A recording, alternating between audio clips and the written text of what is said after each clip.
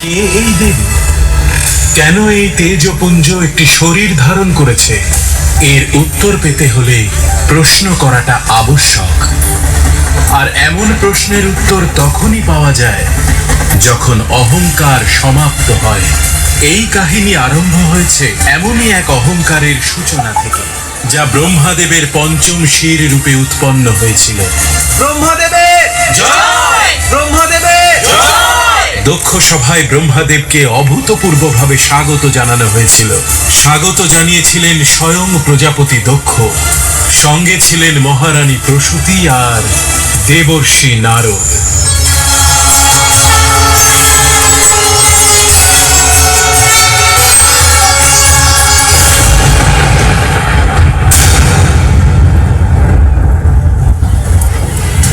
কি হয়েছে পিতা? আপনাকে খুব চিন্তিত মনে হচ্ছে। আমি কি কোনোভাবে আপনাকে সম্মান জানাতে ত্রুটি করেছি? আমাকে সম্মান জানানোতে কোনো ত্রুটি হয়নি, ত্রুটি হয়েছে ওই নির্মাণে।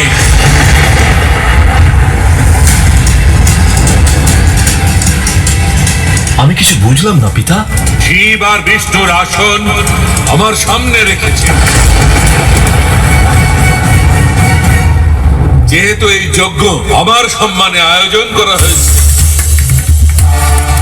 এই সম্পূর্ণ সৃষ্টির রচনা আমিই করেছি, এমনকি শিব আর বিষ্ণুর রচনাও আমিই করেছি। তবে ওই দুজনের আসন আমার সমান কি করে হতে পারে? আমার স্থান হবে সবার উপরে। ক্ষমা করবেন পিতা, আমি এখনই আপনার জন্য একটা বিশিষ্ট আসন নির্মাণ করছি। দাঁড়াও দক্ষ, যে স্বয়ং সম্পূর্ণ সৃষ্টি নির্মাণ করেছে তার আসন তুমি কি নির্মাণ করবে? আমি স্বয়ং নিজের আসন নির্মাণ করব। সেই আসন এমন সৃষ্টি করব, সভায় উপস্থিত সবাই খুব ভালো করেই জেনে যাবে যে কেন আমি ব্রহ্মা শিব আর বিষ্ণুর থেকে অধিক সম্মানের অধিকারী।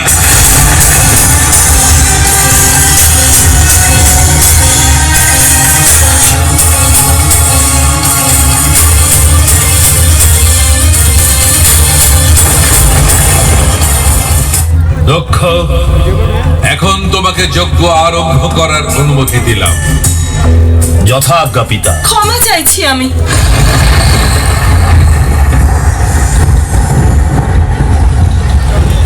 কিন্তু ত্রিদেবীর সম্পূর্ণ উপস্থিতি ব্যতীত আমাদের এই যজ্ঞ কি শুভ হবে? আমাদের নারায়ণ আর শিবের জন্য অপেক্ষা করা উচিত। আর তোমাকে বলছি, নিজের বাণীটাকে সংযত করার চেষ্টা করো। তুমি একজন স্ত্রী, নিজের মর্যাদাটা ভুলে যেও না। আর মুখটা তখনই খুলবে যখন বলার অনুমতি আমি দেব। পরম পিতা ব্রহ্মদেব সব থেকে অধিক জ্ঞানী, আর সৃষ্টির রচয়িতা উনি। যখন উনি আমাকে অনুমতি দিয়েছেন যে যজ্ঞ শুরু করা হবে, তাহলে যজ্ঞ শুরু হবে, আর কারোরই অপেক্ষা আমি করব না। ব্রহ্মায় নমঃ, ব্রহ্মায় নমঃ, ব্রহ্মায় নমঃ, ব্রহ্মায়। থামুন প্রজাপতি দক্ষ।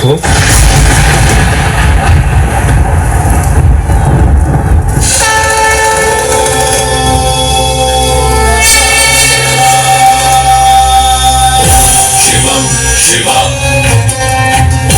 শিবম শিবম।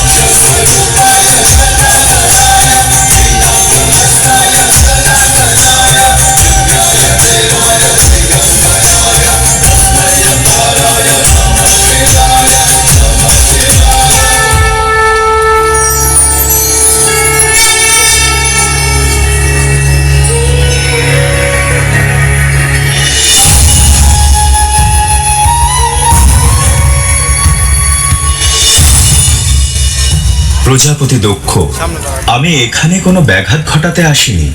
আমি আপনার মঙ্গল কামনার জন্য এসেছি।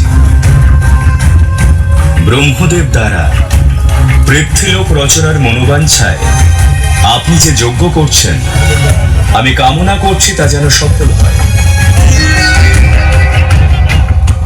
কিন্তু এই যজ্ঞ যাতে সফল হয় তার জন্য এই যজ্ঞ বেদিতে অন্য কারোর উপস্থিতি অনিবার্য।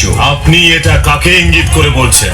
আমি তার দিকেই ইঙ্গিত করছি, যিনি এই যজ্ঞকে সঠিক পথ দেখাবেন। মহারানী প্রসূতি।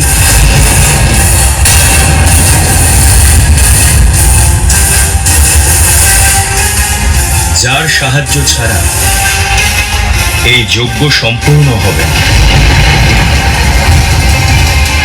স্তব্ধ হও শিব!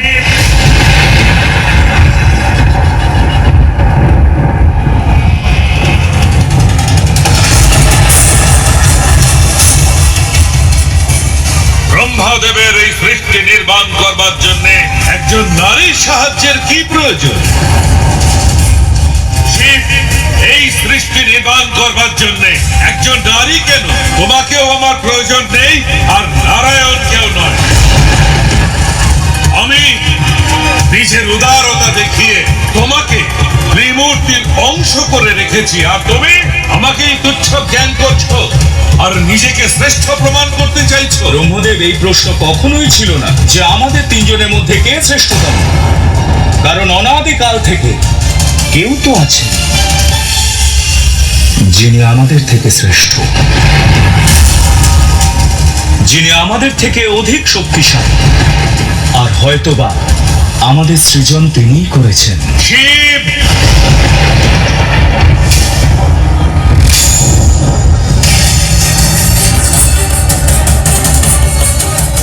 যদি আমার শ্রেষ্ঠতর কেউ থাকে তবে উপস্থিত করো আমার সামনে। পরিচয় দাও সবাইকে, কোথায় আছে সে? জানা নেই, শুধু ইঙ্গিত পাই তিনি অবশ্যই আছেন। সেই কারণেই আমি চেষ্টা করছি ব্রহ্মদেব, যাতে আপনি সেই সত্যের সঙ্গে পরিচিত হন, যাতে আপনার অহংকার দূর হয়। যাকে তুমি অহংকার বলতে চাইছো, বাস্তবে সেটা আমার অস্তিত্বের আকার। আমি ব্রহ্মা দেবী এই সৃষ্টিকে রচনা করেছি, আর সেই জন্য এই সৃষ্টিকে আমার নামেই ডাকা হয় ব্রহ্মাণ্ড, ব্রহ্মাণ্ড, ব্রহ্মাণ্ড।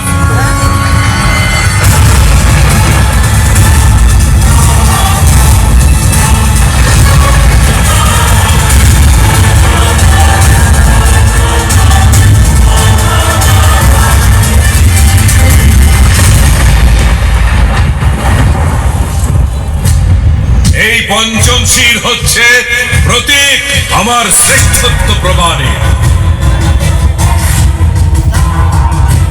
আর তুমি এই সভাতে আমাকে তুচ্ছ প্রমাণ করবার চেষ্টা করেছো, কিন্তু আজ এই পূর্ণ সভাতে আমি প্রমাণ করব যে আমি সর্বোপরি, সর্বশ্রেষ্ঠ।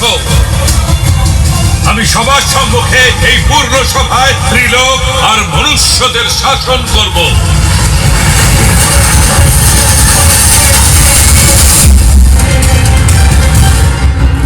আপনি নিজে প্রত্যক্ষ করলেন ব্রহ্মদেব, এখনো কি প্রমাণের প্রয়োজন আছে?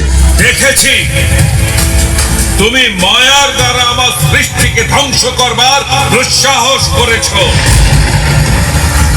অকারণে অভিযোগ করবেন না ব্রহ্মদেব। বিরত হন নারায়ণ, আপনার কথার কোনো প্রভাব ওনার উপর পড়বে না,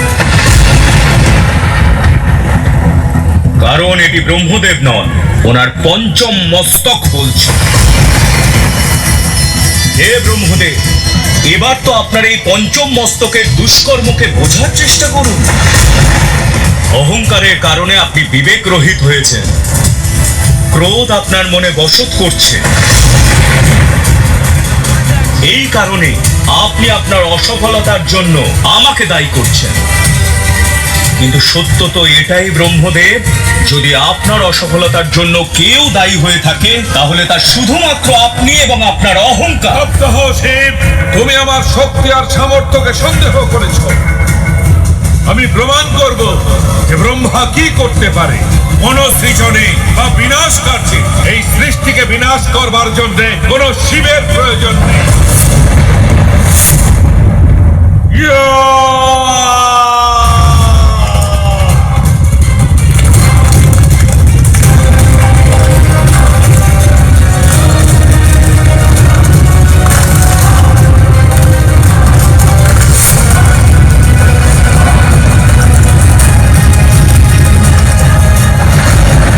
ব্রহ্মদেব, আপনার অহংকারের কারণে সৃষ্টির ভারসাম্য নষ্ট হচ্ছে। আর যখন কোনো পাপী বা দুরাচারী নিজের সীমা লঙ্ঘন করে সৃষ্টিতে সংকট উৎপন্ন করে, তখন আমি শিব আমার সংহারক মূর্তি ধারণ করি। এতদিন সংসার আমার সৃজন শক্তি দেখেছে, আর এবার এই সংসার দেখবে ব্রহ্মার বিনাশ লীলা। আমার অষ্টভুজে প্রকট এই ব্রহ্মাস্ত্র 8 দিকে প্রলয় নিয়ে আসবে,